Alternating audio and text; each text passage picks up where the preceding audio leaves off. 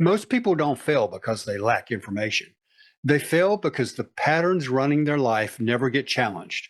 This conversation is about how real change actually begins. Welcome to the Doing What You Know podcast. I'm Ray Thigpen. This show is about closing the gap between knowing what to do and actually doing it. Through real conversations, lived experience, and practical insight, we focus on mindset, growth, and becoming who you were created to be. Let's get into it. Welcome to episode 7 of the Doing What You Know podcast. I'm your host, Ray Thigpen, and today it is my great privilege to introduce a very special person to you. This lady is actually the mentor who's helped guide me through my personal development mindset from where I was to where I am now. And what I appreciate about her is she doesn't just teach ideas. She kind of pushes you to stay consistent and to grow and to keep doing what you know, which is what we're all about here. Her name is Nancy Kirkham. And again, I'm so excited to have her with us. So Nancy, welcome. If you don't mind, just share a little bit of your background and what brought you to the space. Yeah. First of all, thank you for having me, Ray. Oh, you're welcome. It's my pleasure. It's such a privilege. Yeah. So, my background, I decided to jump into entrepreneurship back in, we're going back some time, 2007. And so I come from a big family and a lot of entrepreneurs. And so I just feel that it was kind of spoken for me. And so my background essentially is I started off in the spa industry, in the aesthetic industry. And so I knew that I wanted to go to school. I knew that I was really pumped about that industry. And I can even remember the day that I said to my schoolmates, "Oh, I'm going to be opening my own business. That's what I'm going to be doing." And so that didn't happen right away. So at first, I decided to work for my family. And then years later, I moved to another city where I met my husband. And I knew right away, this is it. This is what I want to do. I want to start my own business. So I got started with business back in 2007, like I said. That's awesome. So from the very beginnings of starting a business, what were some of the challenges that you had to overcome as a new entrepreneur? Yeah, so I think the biggest thing at the very beginning was just coming up with the capital of like, how do I get started? I really want to start this business, but how do I, find the funds to do this? So that was kind of number one. And right out of the gate, though, I was successful. I already had built up a bit of a name, a reputation in town. I had some clients because I was working for others. And so that wasn't necessarily a challenge. But as I started working, what was a challenge was clients were coming in the door and I was busy and I was working long hours. And then, fast forward, yes, I was working long hours and it was great to have clients coming in the door, but there was always more month than money. That seemed to be a reoccurring thing every month. Okay, and you were stretched because you were doing all that you could do at the time with the clients that you had in the particular business model that you were in. Yeah, I remember early on somebody mentioning that to me. You're always going to be, you're going to have to be in front of somebody to earn money. And so, yeah, that stuck with me, but I didn't really make the changes right away. I just kept slogging away at the same industry for some time until I got sick and tired, of course. Right. And so what point did you get sick and tired enough to make that change? Yeah, so it was around, I believe it was in 2012. So in 2008, I was actually introduced to skincare products. I was looking for a skincare line. Little did I know that this skincare line was actually kind of going to change the direction of my life because I didn't realize that it was, there was a business opportunity behind it. And so I decided to jump in. It was network marketing. I decided to jump in 2012. So first I was consuming the product. I was also selling the product. So, that was something that I was really passionate about selling and, earning from sales and just making people happy with the products that they were using. And so in 2012, I decided to jump into the business where I was actually recommending this business model to other people. But again, more challenges persisted. I was working even more hours. Yeah. Yes, I was earning. And the reason why I did it was, I thought, oh, great, I can earn an extra income while building, and growing my spa business. But I was working more, and the money that I was earning, I was putting back into that business. So I Hmm. seem to have got myself in another little problem, and it just seemed more of the same. So you were basically working two jobs. Yes, Yeah. exactly. I was working even longer, even harder, and pretty much earning the same amount of money because I was investing that money back into the business. Right. You were Mhm. investing that back into your spa business or the new The business? network marketing business. Okay. Which Yeah. is what we recommend. Yes. And my Yeah. hopes at the time was, if I make enough money in network marketing, I'll probably eventually be able to retire. I loved the industry, but I was getting tired of the spa industry. I was getting tired of the physical work. Right. Yeah, that's what drives a lot of people towards network marketing. They're tired of the 9 to 5 grind, and it gives them the opportunity to to open up their lifestyle to something bigger. But as I discovered in working in the industry over the last 3 to 4 decades, one thing that separates the most successful people in network marketing from those who don't have the success is their mindset, which is what drove me to you. So Mhm. maybe we can transition a little bit there and talk a little bit about what kind of mindset does it really take to grow a successful network marketing business or any other business for that matter. Yeah, and I guess I should backtrack a little bit. When I jumped into network marketing, then I realized, I'd kind of been working away 4 years in the business, noticing that I wasn't really growing. And so at some point, I learned that it was my mindset and I needed to change. I needed to change my mindset. And so I did all the things that they said I should do, read the books. And if this book, it hasn't changed you, then it's this book that you've got to read. And you've got to make sure you go to the conferences because you got to hear the speaker. The speaker is going to change your life. And Right. so I realized that yes, mindset was the key, but the problem was they didn't understand why I wasn't changing. Yeah, Why just reading the books and going to the things and doing all the things I said you do, and you're still struggling because nobody's really told you how to consume those things and how to internalize it.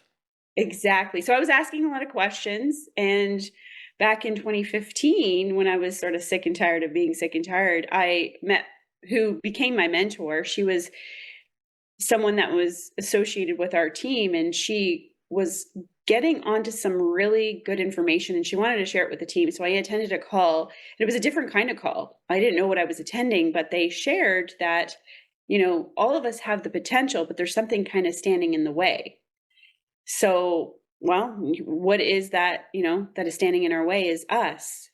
Right. And so I went on to learn not just mindset. I realized that's a really broad term, but I started to understand that it was our current image of ourselves that was holding us back. And so I wanted to know more. And so at that point, I decided to get mentorship.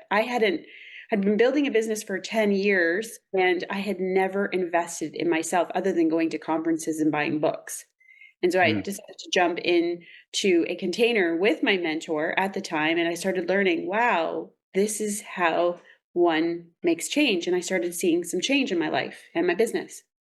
Yeah, it's something that just isn't taught really is and I mean, I didn't learn until a couple of years ago that the most successful people in the network marketing had actually invested heavily in mentorship over the years.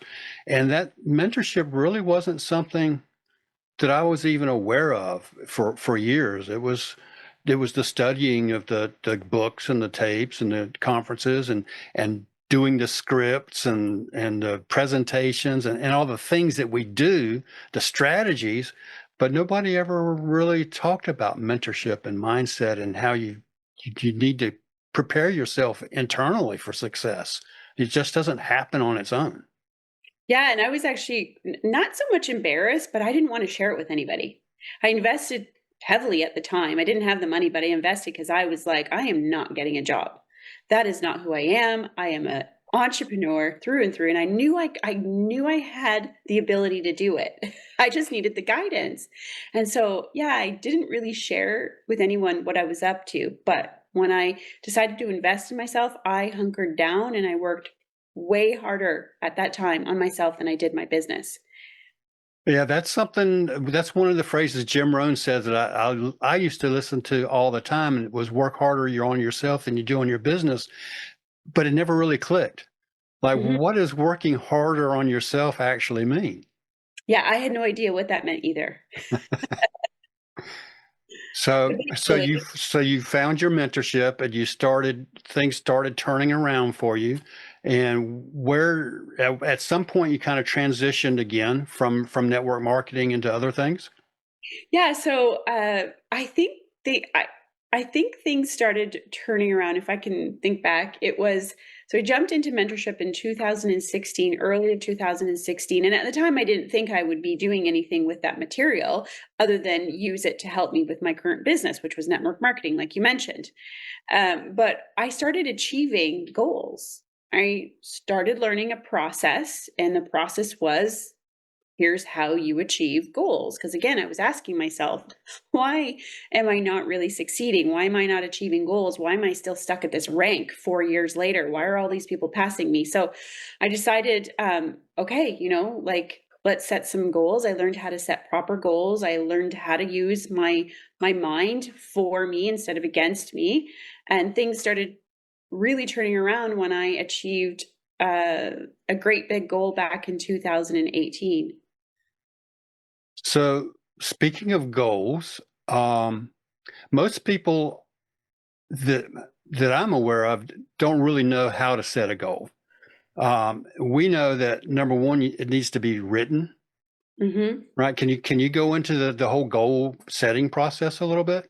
Yeah, and there's a lot of ideas around goals too. So I'll speak about what, my mentors taught me.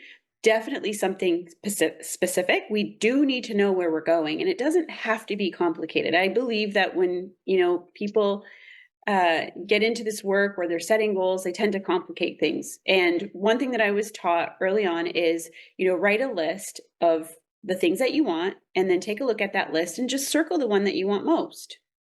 Hmm. And then from there, you can have short-term goals. And so I set short-term goals. I had a great big goal that I wanted. And from there, I just kind of worked on setting those or achieving those smaller goals, which led me to the big goal. But it was very specific. I wrote it down on a little piece of paper. And currently, I have my goals on my phone, and I often looked at the goal to remind myself where was I headed. And so that's sort of how I followed what process I followed. Yeah, that's awesome. Yeah, and one of the things that you say all the time is you have to know where you are and know where you're going. So that setting of that goal, if you know where you are, you know what you have to do to get there. Um, so And I can speak to that. yeah, please. Yeah, and so I never really understood that either. My mentor would say that, you have to know where you are, and you always have to know where you're headed. And I was like, well, I know where I'm at. Like I thought it was like a physical place, if you will.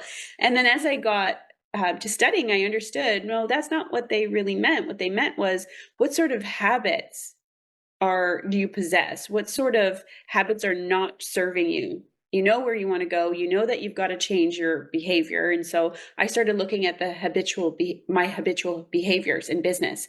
And at the time, they weren't so great. No wonder I wasn't really succeeding. A lot of procrastination, a lot of delaying, a lot of not doing things that I knew that I could be doing, but I just wasn't doing them. And so I took a look at my habits, and from there, I started installing new habits. So what I learned as well is in order to replace a, bad habit with a good habit, there's intentional work behind that. Because if Yeah, the yeah. problem with just, trying to getting rid of a bad habit is what you'll end up doing is replacing it with another bad habit. And so you would agree that most of those bad habits come from old programming and a lot of programming that happens that's not even really our own programming. It's not our own beliefs. Can you describe that process a little bit about how those get embedded and how to overcome them? Yeah, so I learned early on, we're little and our mind is really open and ready to learn, and we learn habits that other people around us also possess, right? So it's not like I wanted to be someone who procrastinated, but it was a learned behavior. So it became part of my conditioning, and I wasn't really aware of it until I became aware of, these are the habits that are actually controlling what you do. And so, in order to really change that, I had to look at, well, you know, what how was I operating? And so, yes, I, would look at like where they came from. I didn't spend a lot of time kind of understanding like who, which one of my parents was doing this, or, which teacher taught me this bad habit. I didn't really end up spending a lot of time there. I just knew, okay, well, this is what's happening here. And yes, it's based on the programming that I received, and it's not even mine. So Right. that was really interesting at the time, learning that, these habits aren't even what I wanted to possess, but I did. And so, I believe that answers your question, Ray. Yeah, yeah, absolutely. Because it's just like a computer program. Once it's in there until the programmer goes in and changes things. And of course, we become our own programmers. Yeah, and it wasn't just the actions that I did or didn't do, it was also what I believed about myself. Right. Which can change. Right. Yeah, that became very habitual. So until I looked at that, I had no idea that for years I was operating with a belief system that wasn't serving me. Like, I'm never really going to make it in business. Why am I doing this? I should just go get a job. And so I wasn't really aware of that until I really took a look at how I was operating. And so I followed a process. I kind of dug a little deeper, and found out, oh, wow, this is actually what I believe about myself. And so, Yes. So that awareness is what and that's the thing I think going all the way back to all the books and the audios and the videos. You can watch all that information, but it doesn't give you that awareness, that internal working and why you're where you are. It's just kind of information that's, this is where you should be. But again, if you don't know where you are, you don't know how to get there. exactly. And so, one of the things, just to kind of explain to you the practical things I did, is I was asked a lot of questions through the process that I was going through to be able to find out, well, how am I operating? What do I believe about myself? And that actually really helped, show me where I was really at. Because, like you said, if I didn't change where I was at, I wouldn't be able to go where I was going. And that came through the power of mentorship, right? Yes, Yeah. exactly. And Hmm. that's the what that's I think that is the secret sauce that most people are missing, is because a mentor's job is to help you along, to guide you from where you are to where you want to go. And they don't sugarcoat things. They have to be honest with you. And yet they've got to be compassionate and caring and guiding without being demonstrative, that you have to do it this way or that way. Because it is up to the individual. We have to take responsibility for ourselves and for our own growth, but we need somebody to help us on that path, and that's what a mentor does. Yeah, and I mean, there was a lot of things that I didn't know. I wanted to be, like, as I said, I wanted to be an entrepreneur, but I didn't know what it took to be an actual business owner, right? Yep, And it's so, more than just laying out a business plan. exactly, exactly. And so I got, not only did I learn a lot about, how my mind works, and, how to develop my mental faculties, but it was a lot of professional growth as well. Like, what does it look like to bring in money? How do you do that? And so that was really advantageous for my growth as well. Right. So transition a little further. Now you're offering coaching programs. Tell us a little bit about where you are currently. Yeah, so, currently I've developed a few programs over time. So most of them are mindset based. And so I kind of fell into the area of identity work. And it was mostly because I was really wanting to change, who I was and how I was operating, um, because I wanted to see that growth in business. And so it just kind of ended up there by default. Hmm. And so I was learning how to really improve who I was as an individual in business, going from that employee kind of mindset to the entrepreneurial mindset. And I realized that work was really, had a lot to do with identity and self-image.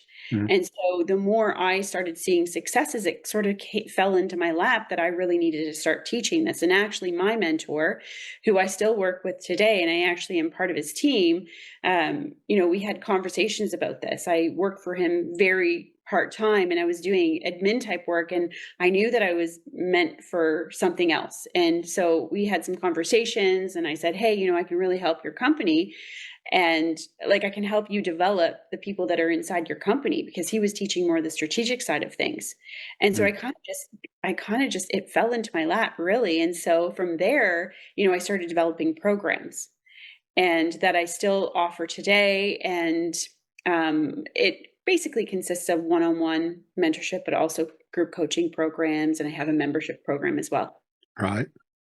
Um, that's awesome. And so you've been doing these mentorship one-on-ones and coachings for a few years now?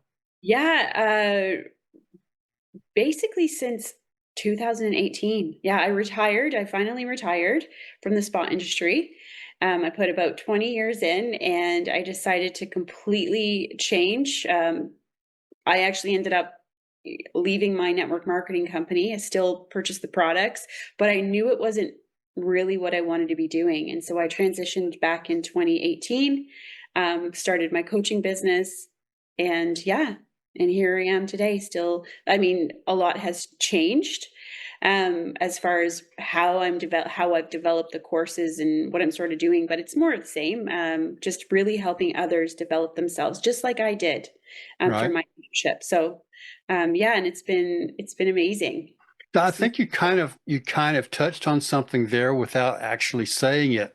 Moving on from the network marketing business into your coaching business, you're still buying the products, but Mhm. your passion shifted. And, Yeah. and and I think it's so important to follow your passion if you want to be successful at anything. Yeah, and I still love the business model, and I still work with a lot of network marketers. A lot of them are my clients. But yeah, it wasn't, and maybe that could have been why there was so much resistance and not a lot of growth, because it wasn't actually the path that I wanted to follow. I just didn't know it yet. Yeah, it takes time, and sometimes you have to struggle through things to finally get to that point where you're like, maybe this isn't quite what I really want to be doing. And Yeah. I mean, even I've changed career paths so many times over the years. When I was 55 years old, I went a completely different career path and went into IT from copier repair. So I thought that was my passion and did that for a few years. And then uh, actually there were some mindset issues that cropped up in that business or job, which is why I decided to get out of that and go ahead and retire when I hit retirement age.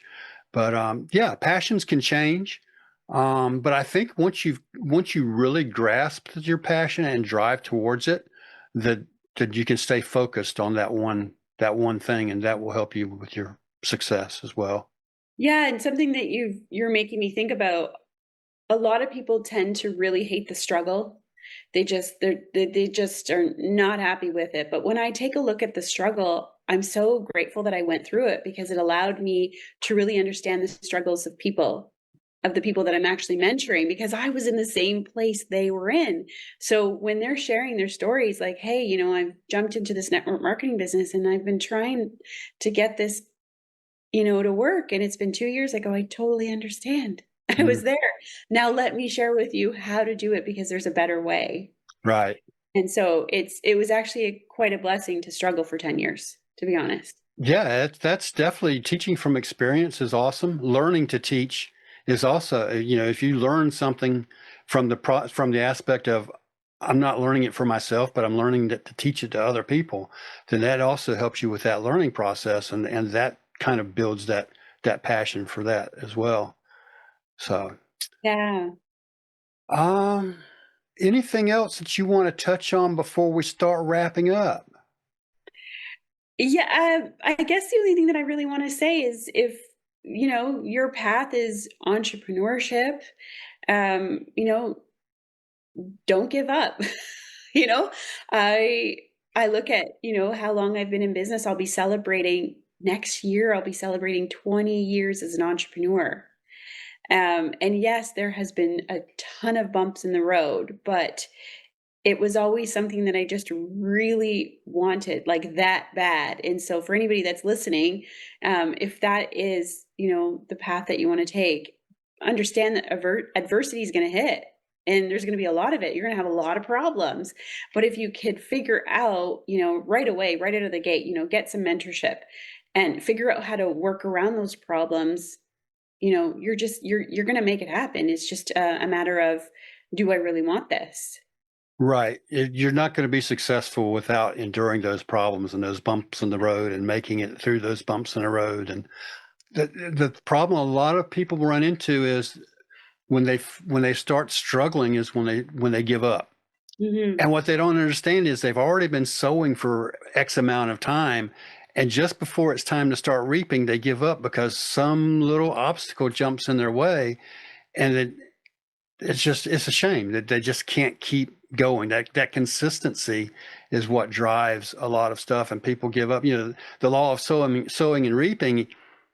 It takes a little. You think it's a lot of work in the beginning when you start sowing, but if you stay there long enough, that you reap so much more than you sowed that it makes it worth all those bumps in the road.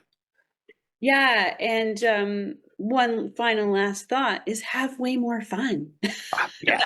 I have met so many, I typically work with newer entrepreneurs and, a lot of them are just not having a lot of fun. And so yes, we're going to experience the struggles, we're going to experience the problems, but if they can just, really have that tunnel vision of where they're headed, they could have so much more fun. And when you're, coming from a place of more fun, things start to really shift when you can really enjoy the journey instead of, hating every second of it. Yeah, yeah, absolutely. If it's fun, you can endure a whole lot better than you can when you're forcing yourself to go through. Absolutely. Awesome. Well, thanks again so much, Nancy, for coming on. Tell us if anyone wants to reach out to you for help, for mentorship, or your programs, how can we do that? Yeah, so you can catch me on Facebook. My handle is Nancy Kirkham, and on Instagram it's Nancy Kirkham. So pretty easy to understand that, I guess. But yeah, no Yeah. website. Okay. Well, cool. I mean, people don't have to have websites, obviously. Well, we have all these beliefs, right? And so I guess when I heard my mentor say that everybody was reaching out to her under the sun, like, you need a website, you need a website, you need a website, she just didn't, build one at that point and took her business to, where she wanted to take it. Her first short-term goal, she hit it and she didn't have a website. So it must have been something that I was Hmm. sort of thinking about. Well, success leaves clues. So you've heard it here. Nancy Kirkham says you don't have to have a website. So Nancy Kirkham at Facebook, and it's Nancy Kirkham on Instagram. Yes. Correct? Awesome. Thanks so much, Nancy. It's been a real treat, a joy. I've loved having you on today and getting some insights from you. I know you've dropped tons of value on the audience, and again, just thanks so much for your time, and I'm so appreciative of you. Yeah, thank you so much, Ray. It's been a pleasure. All right. Uh, I trust that everyone in your audience got a lot of value. So thank you for having me. Growth happens when knowledge turns into action. If you're ready to keep that work going, join us inside the Doing What You Know community at doingwhatyouknow.com/team. Thanks for spending this time with me. Until next time, keep doing what you know.